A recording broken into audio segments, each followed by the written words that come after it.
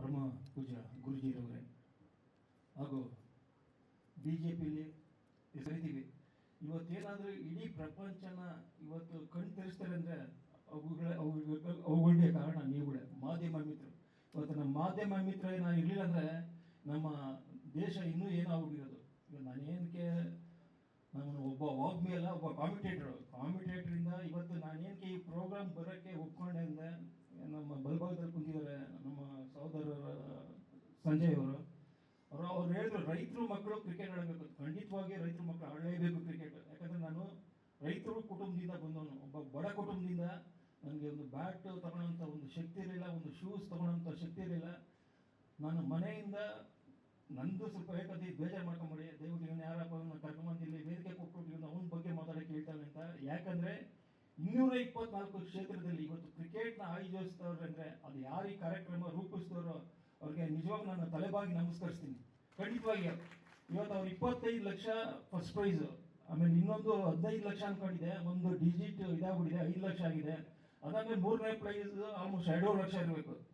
ಅದು ದುಡ್ಡಲ್ಲ, ಇವ್ರು ಹೇಳಿದಂಗೆ ದುಡ್ಡಿ ಪಾಯಿಂಟ್ ಅಲ್ಲ ಜೀವನದಲ್ಲಿ. ನಾವು ಒಂದು ವೇದಿಕೆಗಳು ತುಂಬ ಹಂಚ್ಕೊಂಡಿದ್ದೀನಿ, IPL ಅಲ್ಲಿ RCB ತಂಡಗಳೆಲ್ಲ ವೇದಿಕೆಗಳೆಲ್ಲ ಹಂಚ್ಕೊಂಡಿದ್ದೀನಿ. ಇವತ್ತೇನಂದರೆ 224 ಕ್ಷೇತ್ರದಲ್ಲಿ ನಾವು ಇಂಡಿಯಾ ಆಡೋದು 96 ನಾವು ಕರ್ನಾಟಕದಿಂದ 12 ಜನ ಇಂಡಿಯಾ ಆಡ್ತಾ ಇದ್ವು. ಫುಲ್ ಇಂಡಿಯನ್ ಟೀಮು ನಾವೆಲ್ಲ ಇದ್ವು. ನಿಮಗೆ ದಿಗ್ಗಜ ಹೆಸರು ಹೇಳ್ತೀನಿ, ಲೆಜೆಂಡ್ಗಳ ಹೆಸರು ಹೇಳ್ತೀನಿ. ಸ್ಟಾರ್ಟಿಂಗ್ ಇತ್ತು ಅನಿಲ್ ಕುಂಬ್ಳೆ, ದಿಗ್ಗಜ ಲೆಜೆಂಡ್, ಅವರೊಬ್ಬರು ನಾಯಕರಾಗಿದ್ದರು. ಅಲ್ಲಿಂದ ನಮ್ಮದು ಸ್ಟಾರ್ಟ್ ಆಗಿ ನಾವು ಏನಂದರೆ ಸರ್ ಲಿಂಬಾವಳಿ ಸರ್ ನಮ್ಮದು ಟೀಮ್ ಮೀಟಿಂಗಲ್ಲಿ ಮಾತಾಡ್ತಾ ಬರೀ ಕನ್ನಡ ಮಾತಾಡ್ತಾ ಇದ್ವು. ಅದಕ್ಕೆ ಮ್ಯಾನೇಜರ್ ಕರೆದುಬಿಟ್ಟು ಇಲ್ಲಿ ಕನ್ನಡ ಮಾತಾಡೋಂಗಿಲ್ಲ, one language national language Hindi ಮಾತಾಡಬೇಕು ಅಂದ್ಬಿಟ್ಟು ಎಲ್ಲ ನಮಗೆ ಎಚ್ಚರಿಸಿದ್ರು.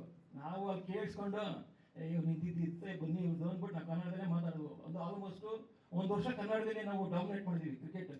ಅದಲ್ಲದೆ ಇವತ್ತು ಪ್ರಧಾನಿಗಳು ಕೂಡ ಬಂದು ಇವಾಗ 3ನೇ ಟೈಮ್ ನಡೆಸ್ತಾ ಇದ್ದಾರೆ. ಇವತ್ತು ಅವ್ರು ಪ್ರಧಾನಿ ಆದಮೇಲೆ ನಾವು 2020 ವರ್ಲ್ಡ್ ಕಪ್ 2 ಸಲ ಗೆದ್ದಿದ್ದೀವಿ. ಒಂದು ಫೈನಲ್ ಸೋತು 50 ಓವರ್ದು, ಅದು ಅಹಮದಾಬಾದಲ್ಲಿ. ಅದು ನಾವು ಮಾಡಿದ ತಪ್ಪು ನಿರ್ಣಯದಿಂದ ಅವರು ರಾಹುಲ್ ಗಾಂಧಿ ಒಂದು ಎಡವಟ್ಟು ಮಾಡಿದ್ರು, ಅಲ್ಲಿಂದ ನಾವು ಅದು ಸೋತು. ಇಲ್ಲಾಂದರೆ ಅದನ್ನು ಗೆಲ್ತಾ ಇದ್ವು. ಅದಲ್ಲದೆ ನಾನು ಹೆಚ್ಚಿಗೆ ಈ ವೇದಿಕೆನ ಉಪಯೋಗಿಸ್ಕೊಳಕ್ಕೆ ಇಷ್ಟಪಡಲ್ಲ. ದಯವಿಟ್ಟು 224 ಕ್ಷೇತ್ರಗಳಿಗೆ ಹಳ್ಳಿಯ ಮಕ್ಕಳಿಗೆ, ಈಗ ಫಸ್ಟೇ ಲಿಂಬಾವಳಿ ಸರ್ ಹೇಳಿದ್ರು, ಇಲ್ಲಿ ರಿಲಿಜನ್ ಬರಲ್ಲ, ಕ್ರಿಕೆಟಲ್ಲಿ ರಿಲಿಜನ್ ಇಲ್ಲ.